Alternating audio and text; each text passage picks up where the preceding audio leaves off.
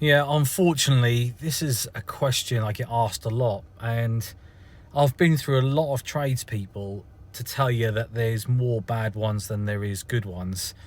And I guess the only advice I can give you right now is if I was to employ someone new to do a specific type of trade or a job, there'd be some telltale signs that I'd look for in the early days. Now, I don't like arrogant builders, people who are quite sure of themselves to the point where they're a bit forceful in their opinions. That's just a big no-no for me. I just have no appetite to work with people like that, especially when you're talking about building projects, because when it comes to them doing something wrong or something you've seen that you don't quite like, they'll have an answer for everything, which at the end of the day doesn't get the job done, doesn't get it rectified if it's a mistake. The other thing is never pay day rate.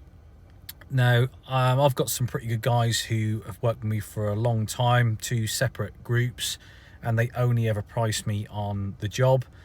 And that way, we never fall out. If they want to leave early, come in late, take a day off, as long as the job is completed to the standard, on the time frame, for the price, then I'm really flexible.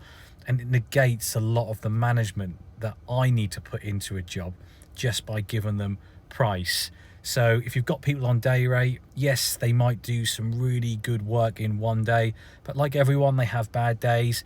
And when you're managing people on day rate, you have to do a lot more work yourself, which you don't take into account.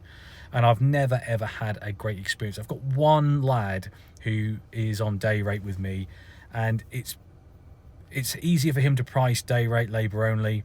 But the way I look at it is he gives me a kind of a fixed time frame, so it's still a fixed price. He still does the job for that. So it kind of works well. But you will have to kiss some frogs. The amount of people like who have priced a job for me, or they've come knocking on my door because they want the work that I've got, and they price for individual trays, they price for the whole job, they price to do the painting, and they let me down.